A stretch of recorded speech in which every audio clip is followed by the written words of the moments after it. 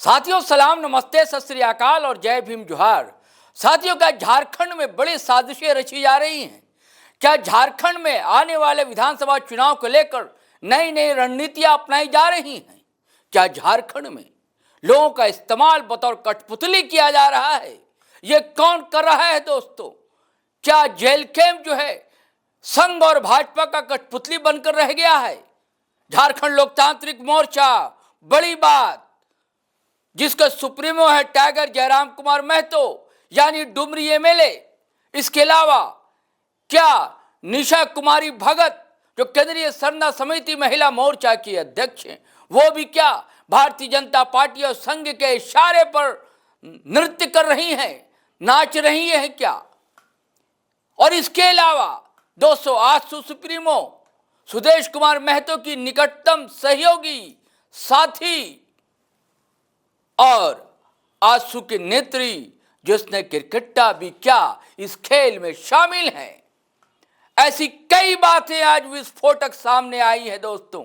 ये मैं नहीं कह रहा हूं, इसे आप इल्जाम समझ सकते हैं, आरोप समझ सकते हैं, लेकिन मढ़ा किसने है, कहा किसने है, कौन है जो घबराया है या कौन है जो बेचैन है?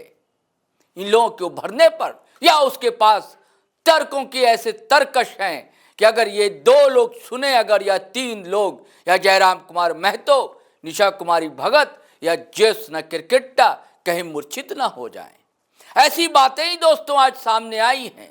दरअसल आदिवासी क्षेत्र सुरक्षा परिषद के अगुवा यानी कि अध्यक्ष ग्लैडसन डुंगडू, जो हमेशा मुखरता से आदिवासी सवालों को उठाते रहे हैं, सक्रिय एक्टिविस्ट हैं झारखंड के और अंग्रेजी हिंदी के लेखक भी हैं। उनकी कई किताबें आ चुकी हैं। तो अगर कोई पढ़ा लिखा प्रबुद्ध मना अगर कुछ कहता है तो उनकी बातों को सुना जाना चाहिए। तो साथियों, हम लोग भी एसजेसी सभागार में जब प्रेस साथियों को आमंत्रित किया तो हम सभी वहां पहुंचे थे और उसी दरमियान ये सारी बातें खुलकर उन्होंने कही। ये उजास जो है इसमें देखने की जरूरत है कि सच्चाई क्या है, हकीकत क्या है, क्या पर्दाफाश कर रहे हैं वो या उनकी भी कोई राजनीति है। तो साथियों, मैं चाहता हूं सीधे आपको ले चलता हूं एसजेसी सभागार और सुनवाता हूं कि ग्लैडसन डुंगडू ने दरअसल कहा क्या है और उनकी मंशा क्या है। बिटवीन द लाइन आप समझेंगे, डिकोड आप ही को करना होगा दोस्तों। हमें जो बातें लगी वो हमने शुरुआती पंक्तियों में दर्ज कर दी हैं। आज का जो विशेष प्रेस वार्ता रखा गया है, यह इसलिए रखा गया है, आपने देखा होगा विगत कुछ महीनों से लगातार एक तरफ कुर्मी बनाम आदिवासी हुआ और जब कुर्मी बनाम आदिवासी चल रहा था तो राज्य में ऐसा माहौल बन गया कि पूरा का पूरा आदिवासी समुदाय के लोग एक तरफ हो गए। उससे आरएसएस और भाजपा के कैंप में हड़कंप मच गया, क्योंकि निश्चित तौर पर कुर्मी बनाम आदिवासी जो हो रहा था उसमें झारखंड मुक्ति मोर्चा और कांग्रेस को राजनीतिक रूप से फायदा पहुंच रहा था। तो इसी डर से बीच में सरना बनाम ईसाई का मुद्दा उछाला गया और पूरा का पूरा हवा का रुख को बदलने की कोशिश की गई। इसीलिए अभी आप देखते होंगे झारखंड की फिजा में सिर्फ नफरत और नफरत ही चल रहा है। और इसमें आप देखिएगा दोनों ही मसले में, चाहे कुर्मी बनाम आदिवासी का मुद्दा हो या फिर सरना बनाम ईसाई का मुद्दा हो, हमने लगातार बौद्धिकता से, तथ्यों के साथ और तर्कों के साथ सारे चीजों को सामने रखा है, जिसकी वजह से दोनों कैंप, एक तरफ जेल कैंप का सोशल मीडिया विंग, क्योंकि हमने जो पूरा कुर्मी महतो के मसले पर स्पष्ट कहा था कि जेल कैंप जो है उसको हुक कर दिया गया है। जेल कैंप सुसाइड कर लिया, इस बार वो खुद को जो है कि महतो पार्टी और महतो नेता इन लोगों ने घोषित कर दिया, गलत दिशा लेके, गलत रणनीति के तहत। तो इसकी वजह से उनको बहुत ज्यादा तकलीफ पहुंची, राजनीतिक रूप से वो हाशिए पर जा रहे हैं। इसलिए अब उन लोगों ने मुझे निशाना बनाना शुरू कर दिया। आप देख रहे होंगे जैसे एक पोस्ट है, धरती आबा भगवान बिरसा मुंडा को लेकर गलत गलत पोस्ट मेरे नाम से करके मेरा स्क्रीन शॉट लेकर के डाल के ऐसे दिखाया जा रहा है, डाला जा रहा है जैसे मैं कर रहा हूँ। उसी तरह जो है, और इसका ये भी देख लीजिए, पैटर्न देख लीजिए। ये आपको मैं दिखाता हूँ, मैं क्यों जेल कैंप पर आरोप लगा रहा हूँ, क्योंकि इनका मेन पैटर्न जो है एक ही तरह का है। जैसे ये जेल कैंप का मूल जो है कि सोशल मीडिया का पैटर्न देखिए, यहाँ पे लिखने का भी और ऊपर भी, उसके बाद जितना भी है न्यूज के नाम से आता है, और ये जो दोनों पैटर्न एक ही है।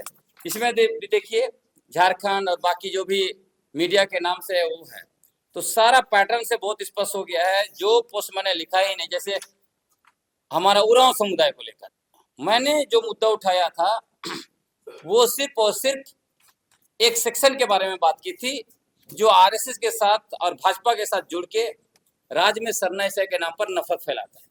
लेकिन इन लोगों ने ऐसा मुझे दिखाने की कोशिश की, मैंने झारखंड के उरांव समुदाय के लोगों का या फिर देश के उरांव समुदाय के लोगों का अपमानित किया है। तो ये सारा कुछ चीजें मुझे बदनाम करने के लिए की जा रही है। इसलिए मैं कहना चाहता हूं कि ये सब चीजें आगे भी होगी, और इस बात को बाखूबी से उरांव समुदाय के आंदोलनकारी, बुद्धिजीवी, अगुआ, नेता सब कोई समझते हैं। उन्होंने सब मसले पर मुझे सपोर्ट किया है। उसी तरह हमारा मुंडा समुदाय के अंदर धरती आबा को लेकर जिस तरह से भ्रम फैलाने की कोशिश की गई है कि मैंने वो पोस्ट किया है करके, लेकिन वो लोग सब जानते हैं, इसलिए उससे कोई फर्क नहीं पड़ा और ना पड़ेगा। अब जो है कि मूल मुद्दे पर आते हैं।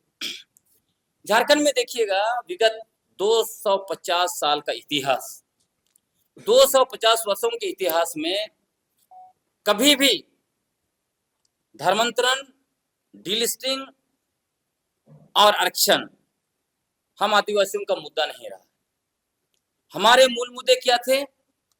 आदिवासी पहचान, आदिवासियों का धार्मिक पहचान, जिसको सरना कोड के रूप में आप लोग कह सकते हैं, हमारा स्वायत्ता जो आज पेशा कानून को लागू करने की बात हो रही है, हमारी जमीन, इलाका और प्राकृतिक संसाधनों पर मालिकाना हक।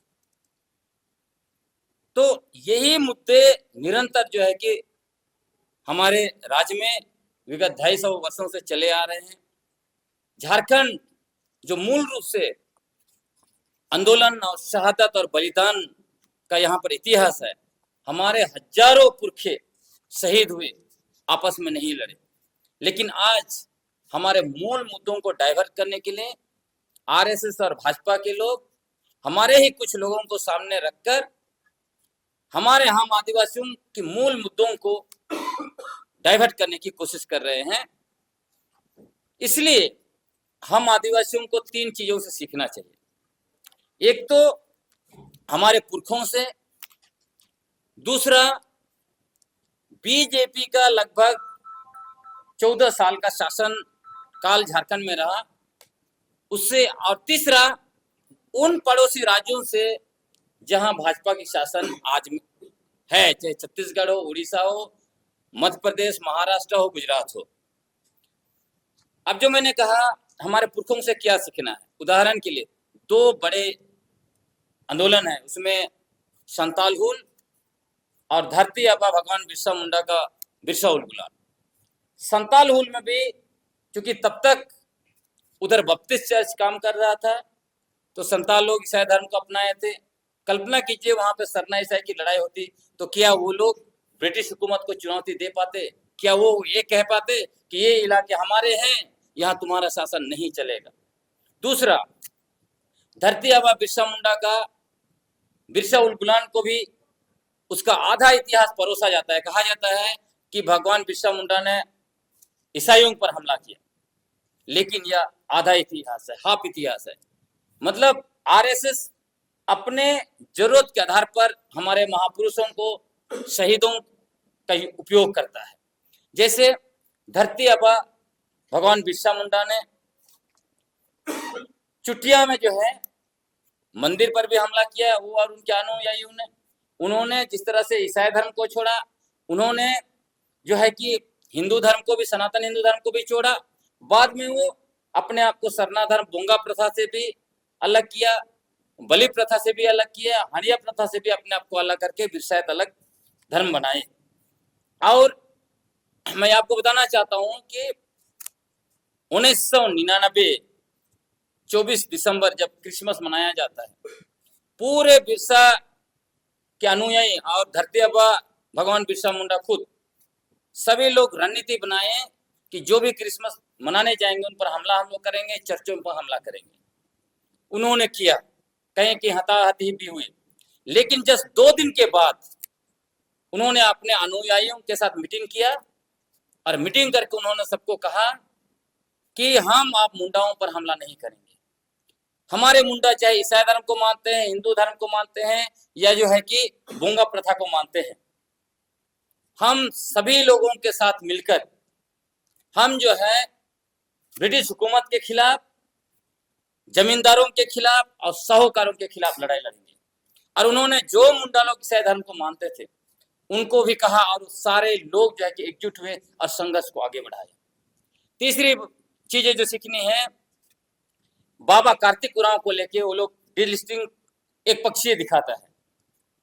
बाबा कार्तिक उरांव को डिलिस्टिंग का आइकन बना के आगे ले जाता है, लेकिन बाबा कार्तिक उरांव ने क्या कहा?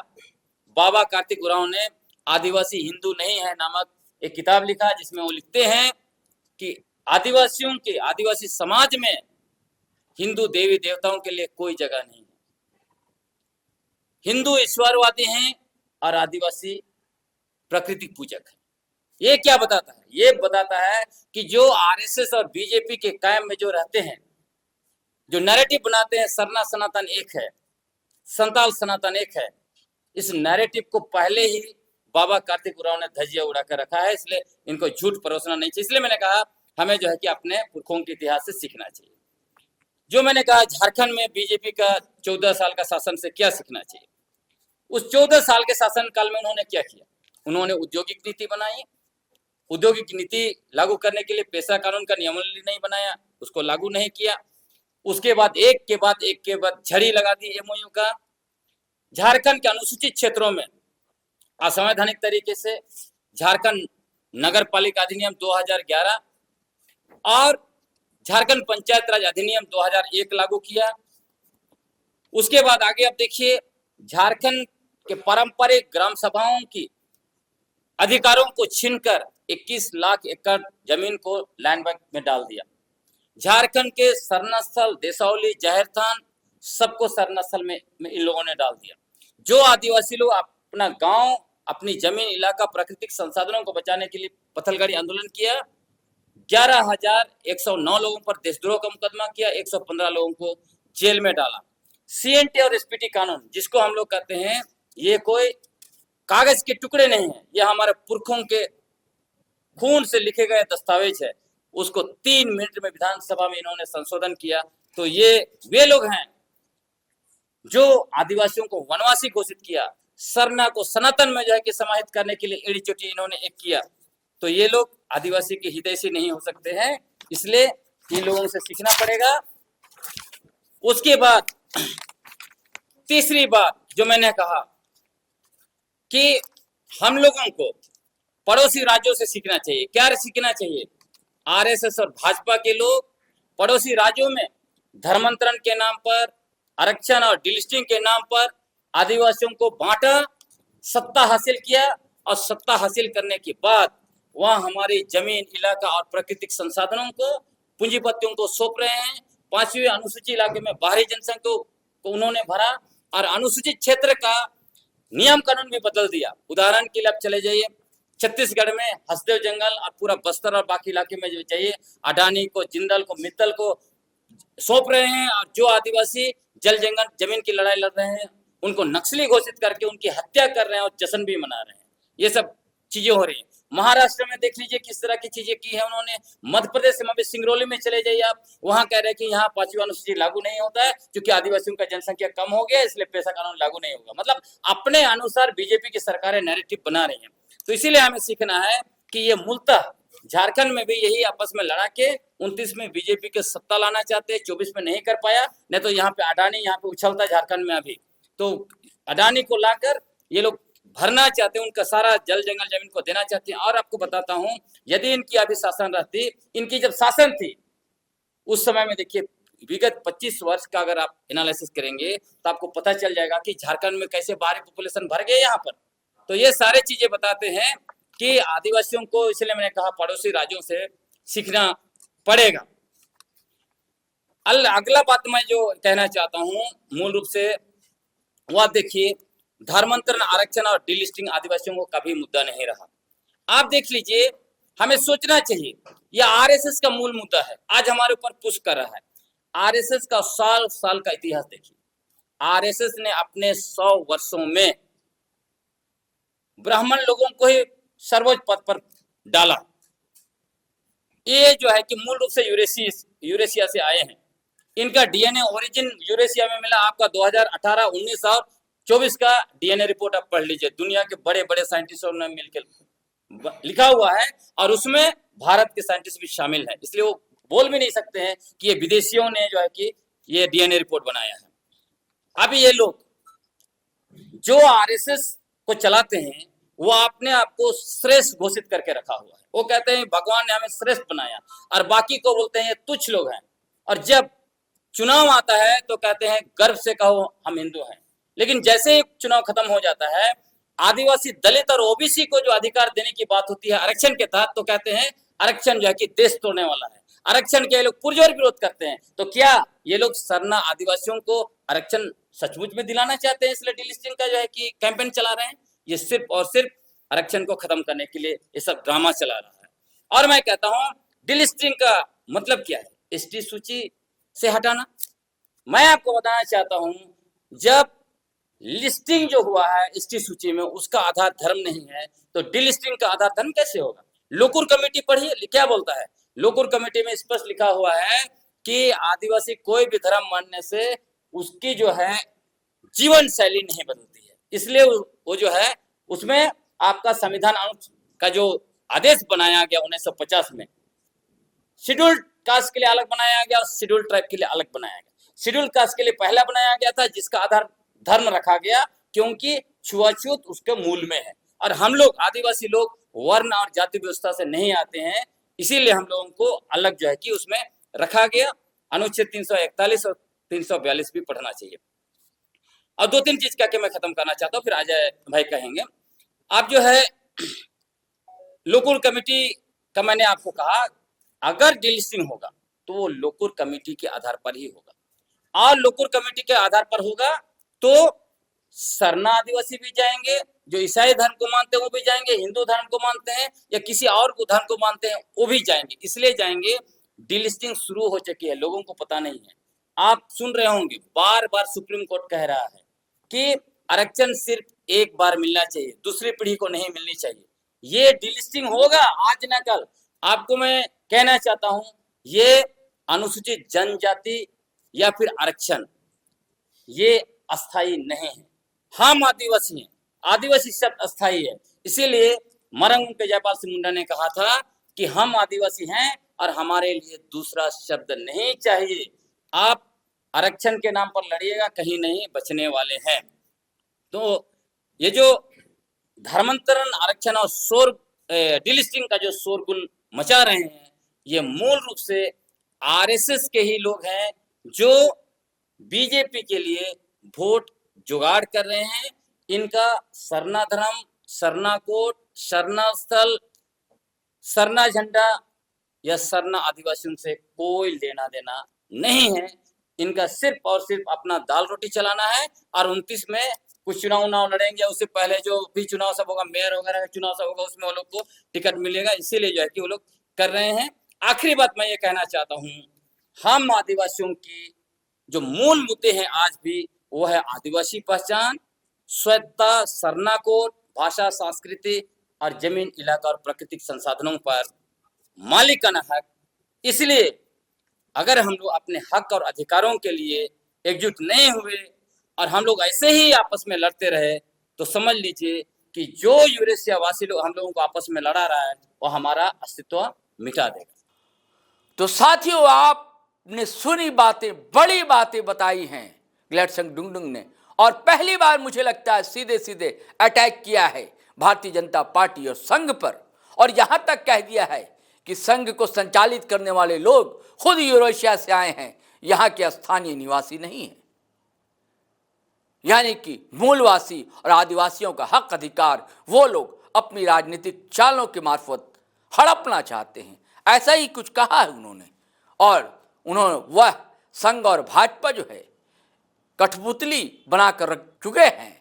2-3 नाम जो मैंने पहले बताए उन लोगों को। अब सुनिए साथियों, आपने सुना ही, अब आगे देखिए क्या होता है, उनका जवाब क्या आता है। लेकिन करारा वार तो ग्लेडसन डुंगडुंग ने कर ही दिया है। चलिए मिलते हैं हम फिर नए वीडियो के साथ, लेकिन आपसे गुजारिश है कि अगर आपने हमारा चैनल सब्सक्राइब नहीं किया तो कर लीजिए और वीडियो हमेशा की तरह धड़ाधड़ फटाफट खटाखट शेयर कीजिए, लाइक कीजिए, कमेंट कीजिए। आज्ञा दीजिए, इजाज़त दीजिए। जय हिंद, जय भारत।